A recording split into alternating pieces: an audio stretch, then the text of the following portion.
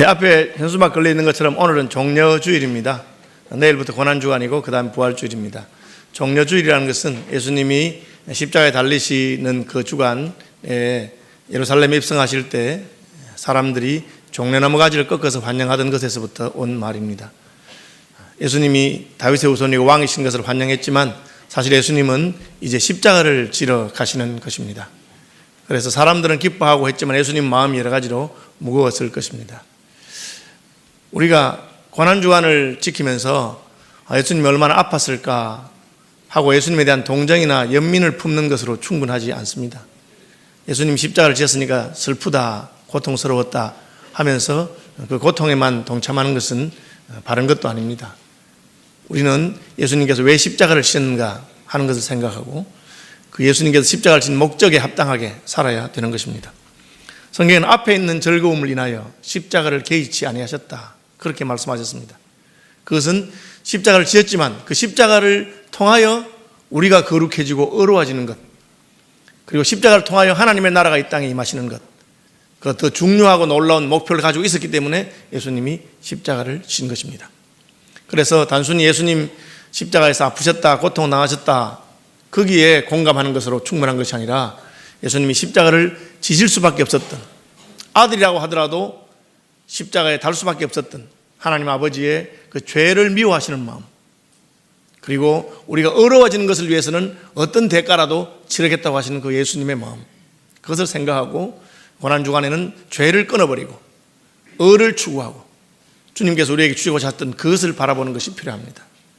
오늘 본문에는 본다는 말이 여러 번 나옵니다. 1절에 눈을 들어 보시고, 2절에 보시고, 쭉 가시면 6절에 너희 보는 것을, 그 다음에 20절에도 보거든, 27절에 보리라, 29절에 보라, 31절에 보거든, 이런 말이 많이 나옵니다. 예수님도 보시고 또 우리도 봅니다. 하나님 눈을 주셨기 때문에 보는 것이죠. 그런데 본다고 해서 다 같은 것을 보는 것은 아닙니다. 저는 문학을 전공했고 시를 김춘수 시인에게서 배웠습니다. 저희 교수님이셨습니다. 그래서 시가 무엇인가를 여러 가지로 고민하게 되고 그렇게 했습니다. 처음에는 이제 시에 대해서 무슨 글을 좀 잘 이렇게 쓰는 법을 배워가지고 표현을 어떻게 잘하는 그런 것이 무슨 시인인가 그런 생각을 했는데, 저도 이제 문학을 공부하게 되고 나니까 이렇게 시인이 어떤 거라는 걸 말하는 사람 그 표현이 참 마음에 와닿아요. 시인은 다른 사람이 보면서 보지 못하는 것을 보는 사람이다. 좀 쉽게 설명하자면 그냥 봐 넘기는데, 보통 사람은 그냥 보고 넘어가는데 시인은 그것을 보면 마음이 아프기도 하고 그것을 보면 다르게 생각하는 것이죠. 그 시인이라는 것입니다. 제가 유학 시절에 루마니아 선교사로 계셨던 선교사님 부부가 있었는데 부인 되시는 선교사님은 서울대 미대를 나오신 분이셨습니다. 그림을 잘 그리시죠. 제가 또 예술에 관심이 있으니까 그림 어떻게 하면 잘 그릴 수 있느냐 이렇게 물어봅니다. 그러니까 3년만 하면 데생이라든지 물감칠하는 그런 3년만 그냥 공부하면 할 수 있대요. 그런데 화가가 되려면 그 물감을 칠하거나 데상을 하거나 그것으로 충분하지 않고 눈이 달라야 된다는 거예요. 사물을 보면서 남이 보지 못하는 것을 보는, 사물의 배후에 있는 것을 볼 줄 알 때 그 사람이 훌륭한 미술가가 될 수 있다 그렇게 말씀하는 것을 기억하고 있습니다. 영적인 것도 마찬가지입니다. 믿음이란 어떤 세계입니까? 다른 사람이 보면서 보지 못하는 보이는 것의 배후에 있는 것을 보는 것입니다. 믿음으로 이 모든 세계가 하나님의 말씀으로 지어진 것을 우리는 보게 됩니다. 보이는 것은 나타난 것으로 말미암아 되지 아니하는 것을 보게 됩니다. 그래서 보지 못하는 것들의 증거를 믿음으로 우리는 가지게 되는 것입니다. 고난주간에 우리는 예수님께서 도대체 무엇을 보고 계셨는가, 그걸 잘 바라볼 필요가 있습니다. 오늘 본문에 처음 두 번 본다는 말은 헌금함 혹은 연복궤 앞에서 예수님이 헌금하는 사람들을 보고 계셨습니다. 좀 이상하잖아요. 만약에 여러분 우리 교구 목사님이나 혹은 제가 여러분들이 이제 헌금하는데 그 앞에 딱 서서 보고 있으면 이상 안 하시겠어요? 아니 남 헌금을 왜 보느냐.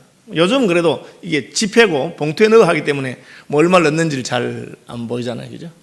제가 이제 서양에서 좀 당황스러운 것은 이 연복궤가 돌아가는데 연복궤가 접시를 이렇게 접시를 돌리니까 접시에 탁 넣는 그런 경우도 있어요. 좀 당황스럽더라고요.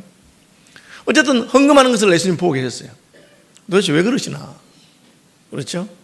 그런데 처음에는 웬 부자들이 와서 헌금함에 헌금을 넣습니다. 요즘같이 지폐가 아니고 다 동전입니다. 구리돈이든지 은돈이든지 금돈입니다. 그러니까 돈을 많이 하는 사람은 자루에 그냥 한 자루 돈을 메고 와서 연복기에 넣습니다. 그럼 소리가 쫙 소리가 나겠죠.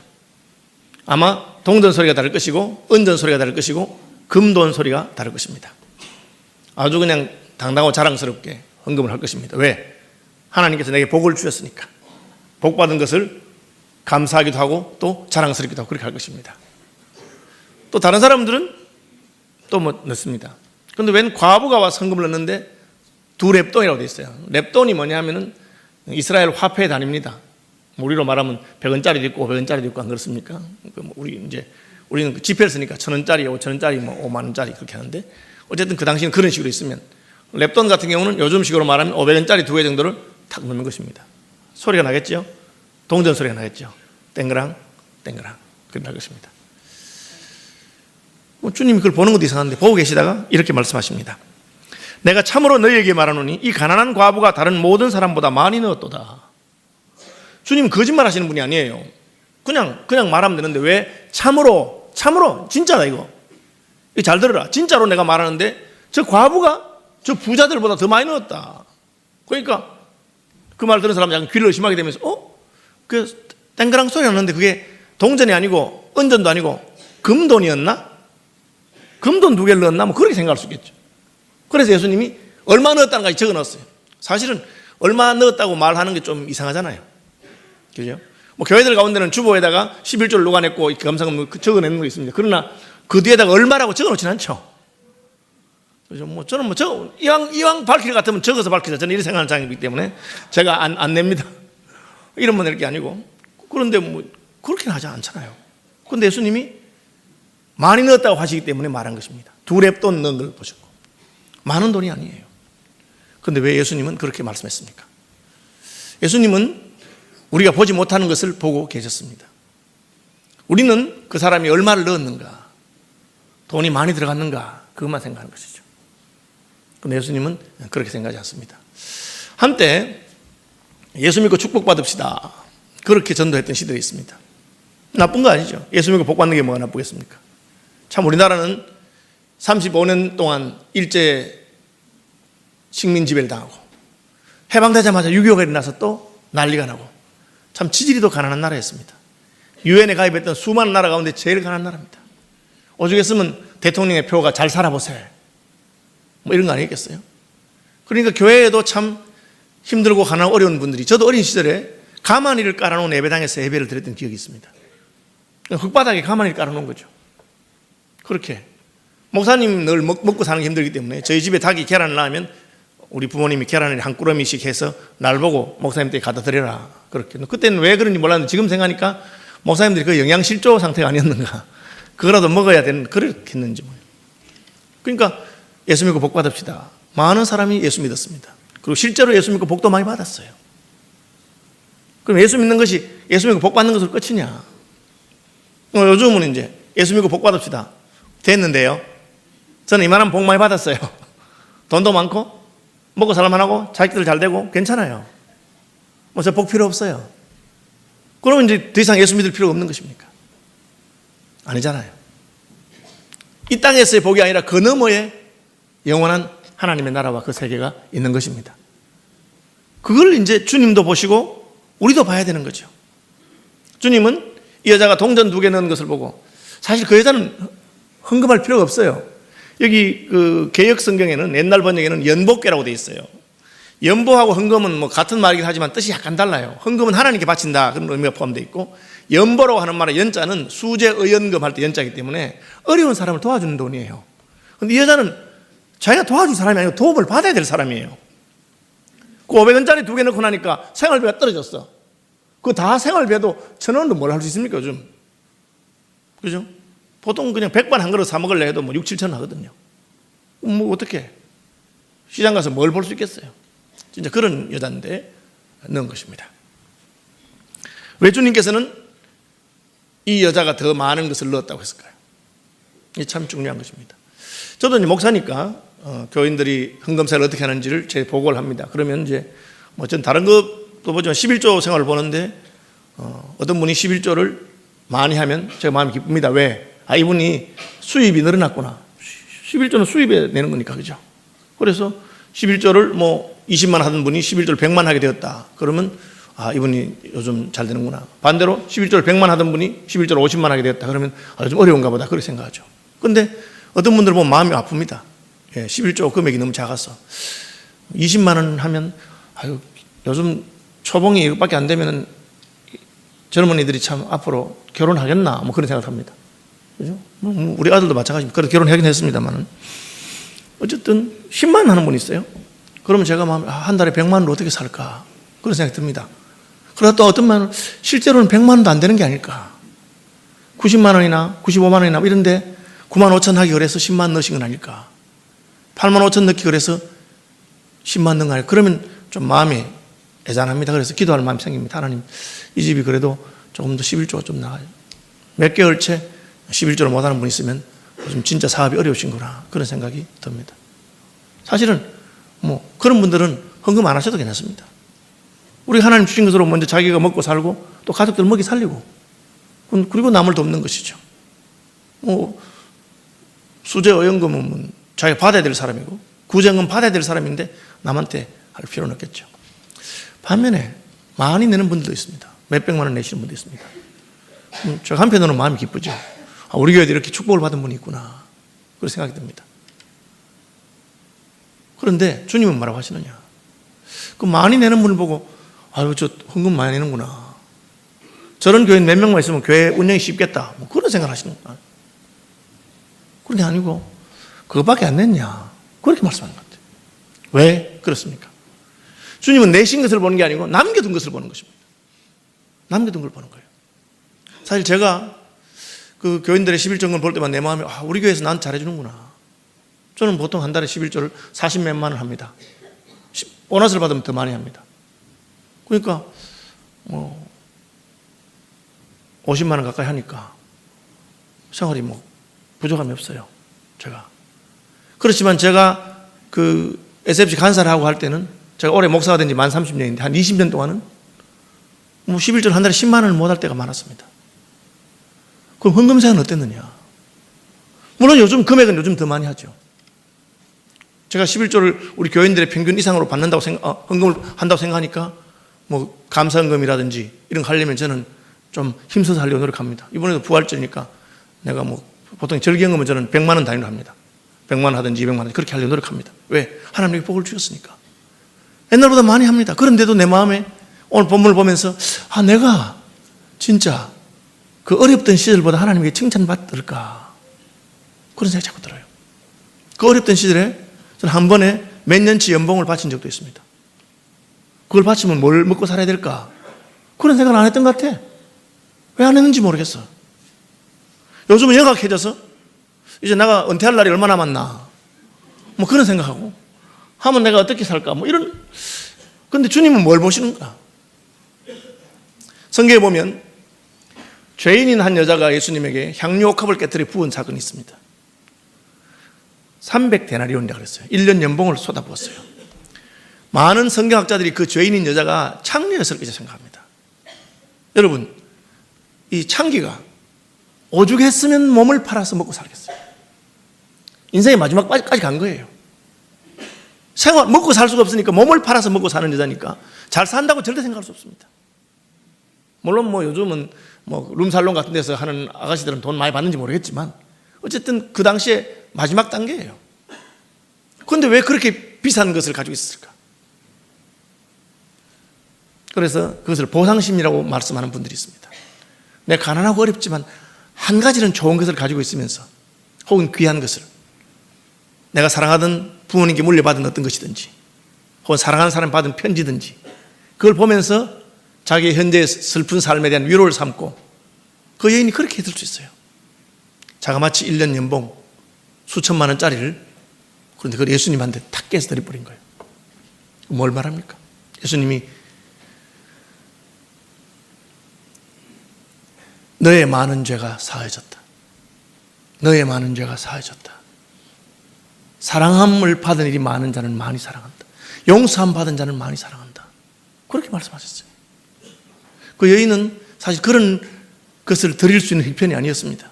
오늘 본문의 과부 여인도 동전 2개를 넣고 나면 자기는 굶어야 되는 거예요. 그런데 왜 그것을 넣었을까? 하나님께 대한 말할 수 없는 감사와 사랑하는 마음이 있었습니다. 주님은 우리의 마음을 보시고 그리고 그것을 한 다음에 남아있는 걸 보는 것입니다. 그러니까 예수님이 울컥하신 거예요. 그래서 그 헌금하는 사람들에게 참으로 내가 말하노니 저 여자가 오늘 헌금을 제일 많이 했다. 그렇게 말씀하십니다. 우리가 그런 것을 볼 수 있으면 참 좋겠어요. 주님이 무엇을 보시는가? 그러니까 부자가 천국 들어가기 힘듭니다. 부자가 그런 헌금을 하는 게 쉽겠어요? 자손이 얼마나 많은데. 쉽지 않습니다. 그래도 그렇게 하시는 분들이 있더라고. 제가 몇 번 말했죠. 워렌 버핏이 수조를 했죠. 수조. 자기 재산의 80% 수십 조인가 30조인가요? 그걸 그냥 빌 게이츠 재단에다가 좋은 일 쓰라고 가난한 나라 몇 개를 살릴 만한 헌금을 해버렸어요. 그래도 남은 게 수천억입니다. 그 사람은. 그래도. 그러니까 뭐 먹을 것만큼 틀어놓고 하는 건 진짜 부자는 힘든 것이. 주님은 그렇게 말씀하십니다. 너를 위해서 남겨둔 것이 무엇이냐. 저는 참 이 말씀을 준비하면서 내가 이제 진짜 하나님 기뻐하는 헌금을 하기 너무너무 힘든 자리에 왔구나. 하나님 기뻐하는 헌금 하려면 옛날에 진짜 11조가 10만 원 안 되던 그 시절에도 내가 수천만 원을 하나님 탁 틀어가지고 드리고 아무 생각 안 해. 뒤에 생각이 안 나. 주님만 보이니까. 그랬었는데 그런 마음이 듭니다. 그 다음 뭡니까? 성전이 아름다운 것을 말합니다. 예배당도 참 아름다운 예배당이 많아요. 제가 그 서초구에 가다 하니까 진짜 멋있는 예배당 봤어요. 아시는 분 알겠지만 사랑의 교회 예배당입니다. 건물 지는데 몇 천억 들었죠. 거기에 저희 교단 후배 목사가 부목사로 하나 있었기 때문에 제가 놀러 갔어요. 그러니까 이 부목사가 자기 교회 소개를 하면서 우리 목사님 설교 준비 어떻게 하시고 우리 교회 당연히 어떻고 그런 얘기 하나도 안 하고 목사님 예배당 구경 한번 합시다 하고는 예배당 구경만 시켜주더라고. 진짜 예배당이 멋있어요. 심지어 결혼식용 예배당이 따로 있어요. 결혼식만 하라고. 그렇더라고. 그럼 하나님은 어떻게 생각하실까? 모르죠. 다를 수 있다는 거죠. 왜? 지금 이 예배당은 이 성전은 헤롯이 34년에 걸쳐서 수리한 것입니다. 헤롯은 에돔족 속에 피가 섞여 있기 때문에 자기가 다윗의 왕가의 후손이 아니에요. 그 백성들에게 이게 지금 자기 정통성 때문에 성전을 그럴듯하게 지어놓은 거예요. 성전을 그럴듯하게. 그러니까 다 입을 벌리고 이렇게 한 거예요. 이스라엘은 식민 지배하에 있어서 로마 황제를 숭배하라고 막 이런 걸 봤기 때문에 그나마 성전 잘 지어놓은 것으로 위로를 받고 있는 시대예요. 그 주님은 그 위로가 안 됩니다. 주님 하나님의 이름으로 지은 집, 성전 중에서 가장 하나님이 기뻐하신 성전이 뭔지 아십니까? 성막입니다. 성막. 출애굽하면서 만든 성막입니다. 이스라엘은 400년 동안 노예 생활을 했기 때문에 노예 생활한 사람들이 무슨 돈이 있겠습니까? 출애굽할 때 하나님께서 복을 주셔서 그동안 400년 동안 임금도 못 받았는데 그 이웃들에게 은금 폐물을 빌려서 다 오면 그게 너희게 되겠다 해서 생전 처음으로 금반지 하나 껴보고 생전 처음으로 무슨 귀걸이 하나 해보는 그런 형편이었는데 출애굽하자마자 됐던 모세가 성막을 짓겠다는 거예요. 하나님께 지을 집을. 그러니까 전 국민적으로 있는 거 없는 거 다 털어가지고 냈는데 그 전 국민이 60만 명이 털어서 지은 것이 천막입니다. 천막 하나 지었어요. 물론 정성을 다했지만 크기도 그렇게 크지도 않고 그런 것입니다. 그러나 구약에 나타나는 성전 가운데 가장 영광스러운 성전이 바로 그 성막입니다. 왜? 낮에는 구름 기둥, 밤에는 불 기둥이 늘 함께 하시면서 하나님의 영광과 임재가 있었던 곳이기 때문에 그렇습니다. 하나님 보시는 게 다르다는 거죠. 수천억 들어서 지은 예배당이라고 해서 하나님이 감동하시지 않습니다. 저희 교회에 물건을 이렇게 배달하러 오신 어떤 분이 한 번은 저 인사를 했더니만 우리 교회 거기 현관에 있으면서 딱 쳐다보면서 시민교회는 왜 이렇게 후지냐고 이렇게. 저는 저희 교회가 그렇게 후진 줄 몰랐어. 그래서 참 말도 못하고 어느 교회 다니시냐고 이러니까 명성교회 다니신다 하시더라고요. 명성교회는 제가 이제 거기 설교하러 가봤어요. 가보니까 호텔급이더라고요. 우리 눈으로 보는 그대로입니다. 그게 뭐 사실이고 정확하죠. 그런데 주님은 어떻게 생각하실지는 전혀 다른 문제입니다. 주님은 이 성전이 돌 하나도 돌에 남지 않고 다 무너질 것이다. 왜? 돌로 지은 건 그런 것입니다. 돌로 지은 것은 시간이 지나면 무너집니다. 예수님이 예루살렘이 로마 군대에 의해서 무너질 것을 말씀하셨죠. 무너지지 않는 성전이 있습니다. 이 성전을 헐어라. 내가 3일 만에 다시 세울 것이다. 그것은 무너지지 않는 성전입니다. 뭡니까? 건축자들의 버린 돌인 예수 그리스도께서 모퉁이의 머릿돌이 되셔서 세우신 교회. 예수 그리스도를 주는 그리스도시며 살아계신 하나님의 아들이라고 고백하는 그 신앙 고백이 반석이 되는, 베드로야 이 반석 위에 내가 세우겠다 하신, 예수를 구주로 믿고 예수 믿는 사람들이 모인 신약 교회가 바로 무너지지 않는 성전입니다. 주님은 그것을 더 기뻐하셨습니다. 저희 교단의 장로님 가운데 저희가 존경하는 어떤 장로님이 이런 말 했어요. 한국 교회는 벽돌하고 돌에다가 너무 투자를 많이 했다. 돌과 벽돌이 아니라 사람에게 투자를 해야 되는데 다음 세대를 위해서 투자하고 좋은 목사를 만드는 일에 투자하고 좋은 신학 교수들을 세우는 일에 투자 아니하고 그냥 건물 짓는 데 너무 많이 투자했다. 그 건물은 무너지는 것입니다. 주님은 예루살렘 성전을 보시면서 곧 무너질 건물에다가 주 70년경에 실제로 곧 무너졌어요. 예수님의 예언이 그대로 성취됐는데 돌 하나도 돌 위에 남지 않았다는 예언은 예루살렘 성전을 지으면서 돌과 돌 사이에 금을 넣어놨다, 그런 소문이 돌아가지고 다 깨본 거예요. 그래서 그야말로 돌 하나도 돌 위에 남지 않고 다 무너지는 그런 비극적인 사건이 있었습니다. 주님이 기뻐하시는 성전은 무엇입니까? 여러분이죠, 여러분. 그리스도의 피로 값주고 사신 형제자매입니다. 그런데 우리는 예배당 짓다가 교회가 깨트려지는 것을 종종 봅니다.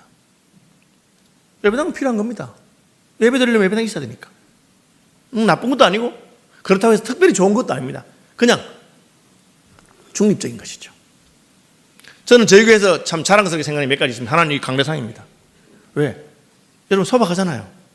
저희 교회는 소박하고 참 단장하고 참 좋아요. 저는 제가 은퇴할 때까지 이 강대상을 쓰려고 합니다. 제가 은퇴한 후에 만약에 후임 목사님이 이 강대상을 싫어하면 저희 집에 가져가고 싶습니다. 참 좋습니다. 저희 교회 당회실 제가 참 좋아합니다. 왜? 당회실이 없거든. 그냥 성경 공부하는 방 하나를 당회실로 그냥 모여서 거기서 합니다. 그렇죠? 우리 교회 장로님들이 많습니다. 좁죠? 그 좁게 이렇게 하는데 저는 참 좋게 생각합니다. 왜? 그런 게 중요한 것은 아니기 때문에. 더 중요한 것은 영원한 것이고 더 중요한 것은 성도들입니다. 우리 교회는 뭐 후진교회당인지 모르지만 주일마다 하나님께서 새로운 영혼들을 보내주시고 1년에 수백 명이 예수께로 돌아오고 많은 사람들이 세례받는 그런 교회입니다. 그것이 더 자랑스러운 것이죠. 예루살렘 성전이 무너질 뿐입니까? 성전만 무너집니까? 주님은 온 세상이 무너질 것을, 진도할 것을 말씀하십니다. 무엇입니까? 심판입니다. 하나님의 심판이 있을 것을 말씀하십니다. 그리고 그 심판의 때가 다가올 때 어떤 징조가 있을 것인지를 말씀해주고 계십니다. 10절, 민족이 민족을, 나라가 나라를 대적하여 일어나겠다. 곳곳에 큰 지진과 기근과 전염병이 있겠다. 무서운 일과 하늘로부터 큰 징조들이 있을 것이다. 그렇게 말씀했어요. 여러분, 민족이 민족을 대적하고 국가가 국가를 대적하는 것이 오늘 시대의 특징입니다. 지금 중국과 미국은 국가주의에 의해서 서로 충돌하고 있습니다. 무역전쟁이 일어나면 우리나라가 제일 힘들 거라고 말합니다. 서로 잘 지내면 안 됩니까? 왜 안 됩니까? 성경에 예언된 그대로입니다. 욕심이 있기 때문에. 너도 잘 살고 나도 잘 살고 아니고 너는 못 살아도 내가 잘 살고 싶다. 그것이 인생이기 때문에. 그 죄악된 욕망이 그대로 드러나는 것이 말세의 특징입니다. 아시아에서 한국과 중국과 일본이 제일 잘 살고 발전한 나라입니다. 만약 한중일이 서로 마음을 합해서 경제 공동체를 만들든지 서로 하면 국방비도 안 들고 서로 믿을 수 있으면 참 괜찮은, EU보다 못지않은, 미국의 북미의 어떤 공동체보다 못지않은 그런 게 세워질 겁니다. 그런데 서로 안 믿습니다. 한국은 일본을 못 믿고 중국을 못 믿고 중국은 한국과 일본을 못 믿고 일본은 중국과 한국을 믿지 않습니다. 그러니까 서로 다 그냥 군비 경쟁을 하고 그렇게 합니다. 왜? 그것이 죄인의 특징이고 그것이 말세의 징조입니다. 그 정도는 우리도 알아요. 곳곳에 큰 지진과 기근과 전염병이 있겠다. 전에 듣지도 못한, 옛날에는 뭐 흑사병, 그래 지금 그것보다 뭐 천연두 그런 거 말고 에볼라 바이러스, 메르스, 이 발달된 20세기에도 그냥 온 나라가 떠들썩한 그런 게 있습니다. AI, 지진. 저는 초등학교 다닐 때 우리 선생님이 우리나라는 금수강산 아름다운 나라, 지진이 없는 나라라고 가르쳤습니다. 중학교 가서도 지리 선생님 그렇게 말했어요. 그런데 없기는, 저는 요즘 선생님 말씀이라고 해서 다 옳은 것은 아니다 하는 건 우리 교회도 선생님 교수님 많은데 죄송합니다. 그거 그런 걸 깨닫게 됩니다. 지진이 없는 나라가 없죠. 전 세계적인 현상이 되었습니다. 원래 그런가 보다. 옛날에 몰라서 그렇다. 그렇게 생각합니다. 그러나 성경은 그것이 말세의 징조라. 무슨 징조입니까? 예루살렘 성전이 무너진 것처럼 우리가 살고 있는 이 세상은 영원한 세상이 아닙니다. 이 세상도 언젠가는 무너질 것이다. 흔들릴 것이다. 너희는 흔들리는 나라, 진동하는 나라가 아니라 진동하지 않는 영원한 나라를 사모하라. 그것을 가르친 것입니다. 내가 진실로 너에게 말한다. 너희가 이런 일이 일어나는 것을 보거든 하나님의 나라가 가까이 온 줄을 알라. 그렇게 하나님의 나라가 가까이 왔다. 그걸 생각하라는 것이죠. 그게 주님이 보는 것입니다.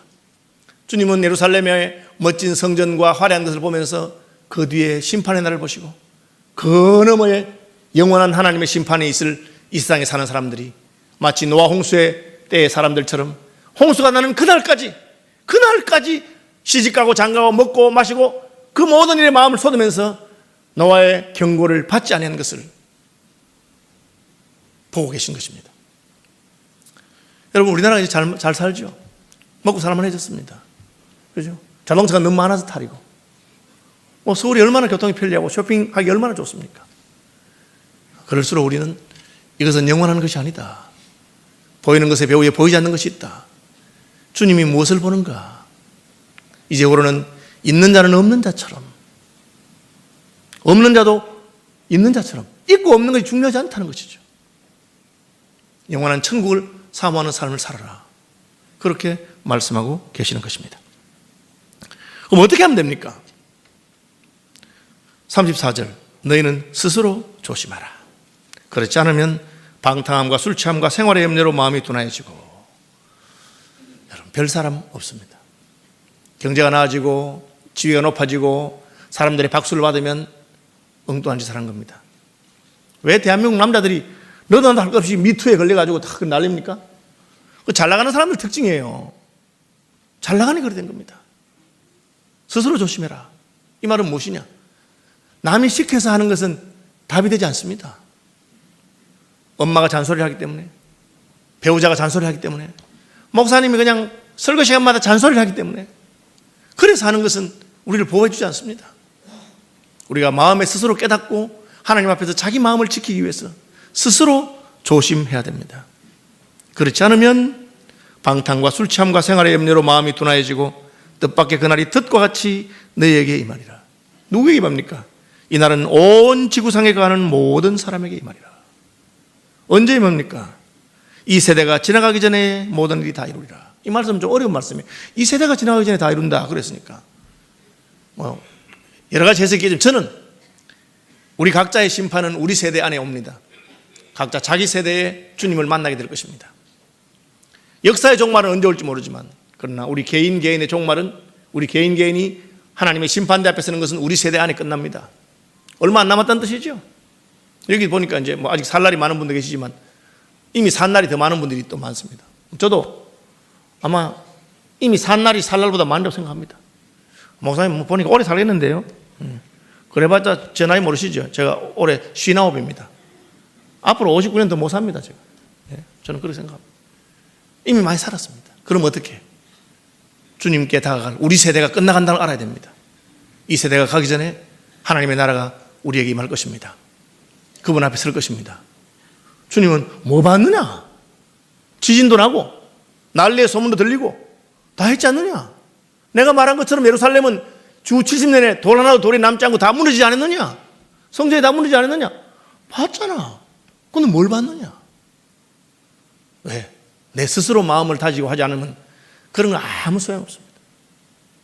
스스로 조심해야 됩니다. 저는 한 분 참 기억나는 분이 있어요. 제가 처음 전도사를 했을 때 그 교회 목사님 사모님인데 참 기도하시는 분이 귀한 분입니다. 어쩌다가 내가 목사님 사택에 가게 됐는데 농이 너무 날아갔어. 농이 담임 목사님인데 그래도. 그래서 이 주제넘은 전도사가 그런 말 하면 안 되는데 사모님 농 하나 바꾸시죠. 지가 바꿔주고 다니면서 그렇게 말했어요.